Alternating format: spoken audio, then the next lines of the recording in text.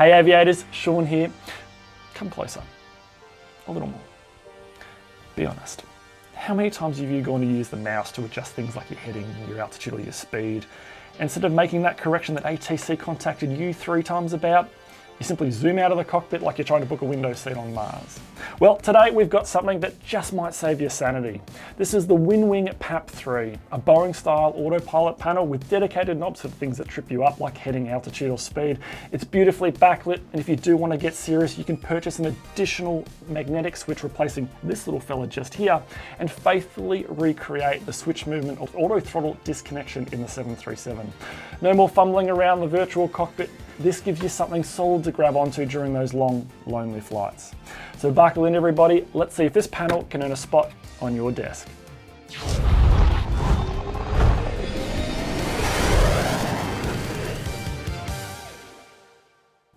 Before we throttle up into the details of the PAP3, a big shout out to Winwing for sending this one through to us. If you do like this little bit of kit or any of the goodies you might spot in today's video, head over to boostedmedia.net/flight where you can snag yourself a possible discount and help keep the lights on in the hangar. And hey, if videos staring at this aviator for too long ain't your thing, you'll also find a review parked neatly on our website. Finally, as is the case here at Boosted Media, no third party gets to co-pilot our reviews. What you hear comes from my own testing of many hours spent with the hardware. All right, with the paperwork done, let's get airborne. Well, we'll get started with the dollars and cents. At the time of filming, there are 2 versions of the PAP3 available. The standard PAP3, that's the one we've got here, and the PAP3 magnetic, the one that comes with the switch already installed. The PAP3 standard, for those getting started with that one, it's $170.05 for the US dollar. It's about $262 and change for the Aussies wishing to do the same thing. If you've cracked and you finally want to bolt on that magnetic switch as an afterthought, $56.65 US dollars or $87.47 for the Aussies wanting to do the same thing. Buying the thing as a combo pack with the panel with that magnetic switch already installed, $226.69 for the US, and it's $350 and change for the Aussies doing that as well.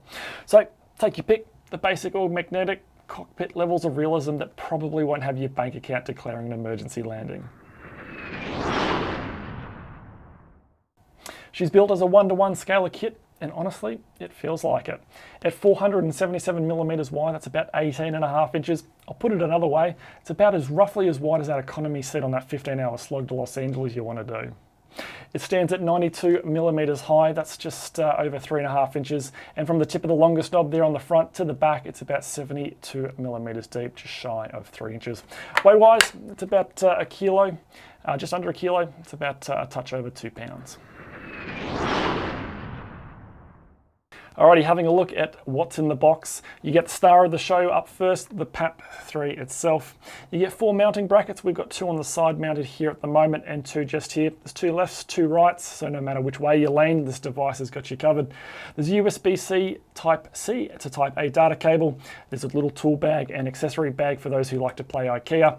There's no manual for this one. You have to head to the Winwing website to find that guy. It's conveniently located on the product page. It does a fairly good job of covering off the basics of this device. And finally, you get some adhesive dots just here to stick this thing down tighter than trying to pull your tray table down during a meal service. Alrighty, let's do a deep dive into the PAP3. 17 push buttons and 5 rotary knobs span the face of this device. Your first knob here is a coarse knob devoted just to you, the second to your imaginary co-pilot. You've got a couple of knobs there for your speed, your heading and your altitude. You've got a rotary encoder here, which is very, very nice for your vertical speed. You've got an AP disconnect handle that's less of a switch and I think more of a statement. In terms of backlighting, the panel is beautifully backlit and adjustable via Winwing's control application called SIM App Pro. Independent lighting adjustments exist for the numerical display, the panel backlighting, and even the brightness of the indicator lights within the buttons themselves. It's nice. You have 3 choices for how you control each of those light configurations. First up, through the telemetry received from the switch position in a compatible aircraft within the sim. Second, a simple slider within SIM App Pro. And lastly, you can assign each of those to an axis and use another device to control the backlighting of this. There is no floodlighting on this device. Unlike the real aeroplane where that eyebrow strip here contains a light strip that shines light on the face of the device, this doesn't have that. All the text is easily readable regardless of the backlighting on or off. Those digital number displays are beautifully bold and clear. The buttons all have a nice 3mm of press on them to activate, and the knobs also feel fairly solid with very little sideways sloppiness in their movement. I'm also a real big fan of that vertical speed encoder. Also to note, this little guy just here is a light sensor, and it's claimed that can use the SIM App Pro software and dynamically adjust the backlighting depending on the real world lighting conditions, and is actually an axis assignable in the SIM. I'm looking forward to checking that one out. You get two cute little flight director switches just here, one for you and one for the better version of yourself that swears we probably should have decided descent earlier. And that brings us to the AT switch just here. Unfortunately, Winwing were unable to provide us with the magnetic switch upgrade prior to this review. So what we have is the non-magnetic version of the switch, which is a spring-loaded version of the switch that simply returns to the bottom when released. All right, let's come around the back here, and what we have here is a series of brass threaded inserts for securing this device, either to the mounting brackets that are included, and you get a couple of choices of those locations, or to your home cockpit. There is two USB-C plugs just here, one at the bottom, that's for lighting this device up, and the top one where all the magic happens, and this is where you would use to plug into your computer. On the right side, this is where you perform your open heart surgery. So if you do crack and go get the magnetic switch upgrade, this is where you do it. Don't worry, you don't need a medical degree. You just pinch a clip, pull a plug, undo a couple of bolts, put your switch in, reverse the whole thing, and boom, you got a magnetic upgrade installed. Now, before moving on, I do want to grab this guy out of storage. This is the Winwing FCU with left and right ephyses. While it's a beautiful device, we're not interested in the front. We want to swing it around the back. If you're a bit like me, you like flying both worlds, you love a bit of Airbus and you love a bit of Boeing, and you want to have a couple of these devices on hand to make that a little bit more immersive and enjoyable. And perhaps you're a 3D printer enthusiast, much like myself, so you print up some mounts for these. Note that a lot of the brass threaded inserts here for mounting this to your cockpit or something else don't necessarily line up between the devices. I found they're about 1 to 2 mil out, which was a real shame and meant that I had to adjust a lot of my designs here to cater for the difference in the hole positions. So if you are in having these devices mounted and you want to pick up both Boeing and an Airbus one, just keep that in the back of your mind that the holes don't necessarily line up. As mentioned earlier, the PAP3 ships with 4 plastic brackets that easily secure it with the included bolts. You get a choice of attachments points either on the side like this, and by doing that angles the panel back about 20 degrees from upright, or around the back, which frees the sides up for those EFIS units that at the time of this video's release either are just about to drop or you've got them sitting on your device already and they've already been released. Now, because those brackets are plastic, if you plonk them down on the desk, when you push buttons, this thing tends to slide around more than when you've dropped the soap in the shower. Winwing knows this because they've included some nice stick-on double-sided adhesive dots. Yeah, they're not exactly Boeing spec, but hey, whatever sticks, sticks. All right, let's take a look at the software. This is Winwing's control application called SIM App Pro. If you haven't seen it before, well, it's about as pretty as wearing Crocs to a wedding. Yeah, it's functional, but is it pretty? I don't know, you be the judge. If you have seen this before, you're gonna feel right at home when you plug this device in. If you have seen it before though, bear with us. We're gonna show those people who haven't a little bit around SIM App Pro. So when you start it, this is what you're presented with. You've got a couple of devices that we've already got plugged in. You've got several tabs across the top, which we'll go through in a little bit of detail just now. We'll skip over the device tab for now. I'll come back to that in just a sec. Environment check, checks over your software for the devices you've got installed, configures and makes sure that everything is happy. We'll skip over virtual device mapping for now. Key binding tab, think of that as like profiles for your device for configuring it up for, say, devices or for aircraft that aren't natively supported. You have got a couple of options for this. You've got all your SIMs just here and your devices at the top. You've got some local profiles which are just for you, but you can also share those with the greater community, and I'm a huge fan of this. I think it's fantastic, and I think other providers that are now or other vendors that are now in this space should do the same thing. Make it a little bit easier for the community to build and share their profiles. Across the top here, dynamic vibration motors. So this is a tab for configuring Winwing software, Winwing hardware rather, that has vibration motors in them. So they've got a couple of devices that have vibration, say in the handle, the Winwing 15EX2 throttles that we have reviewed previously on this channel in a written document on our website, boostedmedia.net/flight, check it out. They have vibration motors in them, and this is where you can configure those here. Game peripheral display, several Winwing products have displays in them now, so they've got the MFDs for the combat panels for, say, DCS and the Hornet.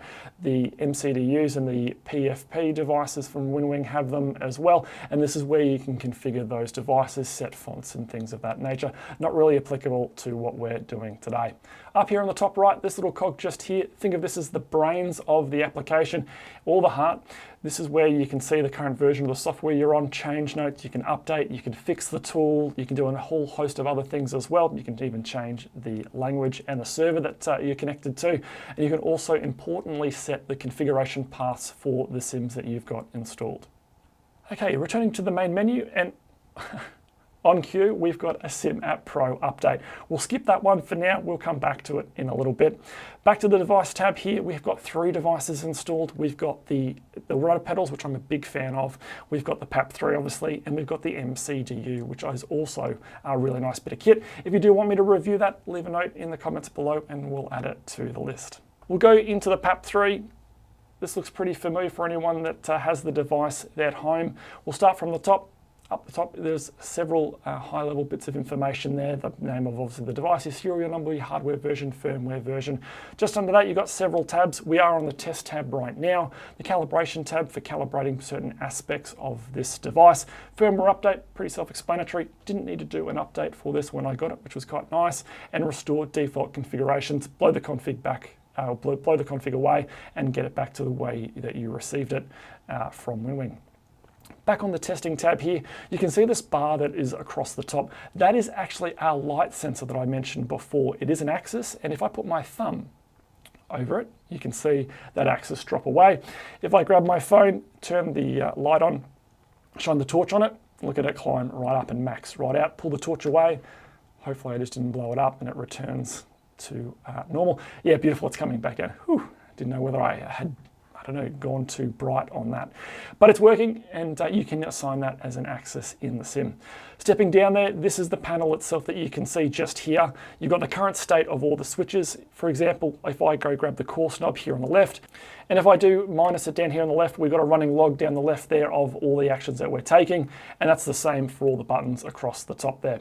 You'll note we've got some acceleration buttons under each of the knobs. If we do go into those, this is where you can set the acceleration and increase the acceleration of the climbing through the numbers when you rotate the knob. Now, this can be a real challenge if you're climbing out through 3,000 feet and center clears you to flight level 400. Fantastic. Love the fact that we can get to our cruise altitude. But anyone that knows that journey of just simply either winding for days or you're wearing your mouse wheel out into a stump, that is where you can adjust this to hopefully make it a little bit easier for you and not wear out your wrist or get RSI in your wrist. Working away along here, we've got an AT disconnects button just here. Doesn't work for us. Like I said earlier, we don't have the magnetic version of that switch from Winwing, unfortunately, and I imagine this is where we do some configuration in and around that. We'll skip backlighting just for now. Over here on the right, we've got lights on and lights off. This is where you can almost basically do like a lamp test in the airplane. You can light up the PAP3 in all its glory just here. And you can also adjust the patterns on the displays. You can turn them on, turn them off. You can change the numbers you want them displayed on and things like that. Backlighting, pretty straightforward. This is where those 3 settings I spoke about earlier live. You've got setting, which uses the application to configure the backlighting. You can bind it to an axis like any other device that you've got installed and select the device, select the axis, and there you go.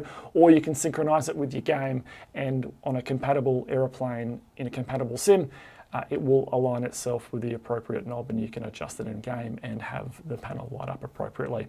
For this though, we'll leave it on setting. And it's the same setting, or same a collection of settings for all 3 of these knobs.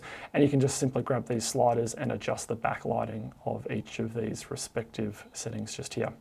We can turn that light sensor on or off. And below here for, not really a problem now for a lot of the modern sims, but for older sims, and they give you all this just there.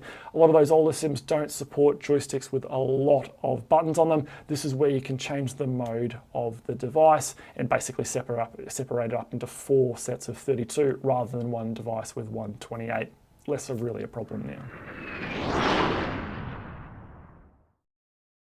Here we are just after takeoff out of Melbourne and on climb in the Zibbo 737 in X-Plane 12, which is natively supported by SimApp Pro. I have the PAP3 simply sitting on the desk without the use of any adhesive dots at the moment, and I found that rotating the knobs resulted in very little movement on the desk. Button pushing, done by first placing the top of my hand on the black eyebrow cover and then using my thumb to push the buttons, also helped stop the PAP3 from sliding on the desk. If, however, I simply pushed any button without supporting the PAP3 first, it would slide away from me. After using the device across several hours and in busy flights on VATSIM, I found this particularly useful during high workload phases of flight, where I could simply just reach out and control several of the aircraft autopilot commands without ever touching the mouse. While I did find the axis for that light sensor in the sim, I couldn't find the correct brightness knob for the 737 to make use of it. And given the fact that the conditions in my room don't always match that of the sim, I'm not really exactly sure how useful this feature would be. Still nice to have it anyway. So that's the Winwing PAP3, a Boeing-style autopilot panel that finally lets you ditch the mouse wheel gymnastics and actually lets you twist, click and slap something solid. The good, it's a beautifully looking panel with bold, clear displays, great backlighting that makes flying at night a joy, and knobs that twist and sound more satisfying than a beer after a long flight. The AP disconnect handle, well, it's not subtle. It's definitely Boeing's way of saying, "Are you sure about that?" And the whole thing just feels solid on your desk. Now remember, there are two versions of this. You got the non-magnetic version, which is what we've got here, and the PAP3 magnetic, or an upgrade path to get it if you need it. Honestly, given the price difference between these two devices, I just don't see why you wouldn't get the magnetic version straight up. It just feels like the non-magnetic version only exists so they can say, well, we've got two versions. Is it really needed? I'll let you be the judge. The quirks, well, there's not really too much to dislike about this. Yes, there's no floodlighting across it like the real 7.3, and this thing really likes to go for a slide when it's on a desk like this. But Winwing put in some sticky dots to help lock this down, so life's pretty good there. At the end of the day, for this price, it's hard not to recommend for a 737 driver. It's solid, it's functional, and it saves you from zooming into your sim like you're trying to find a grey hair that you might have just plucked from your beard. Well, that's it for this one. I'm Sean. Until next time, keep the sky on top and your wings level, and I'll see you again in the next review.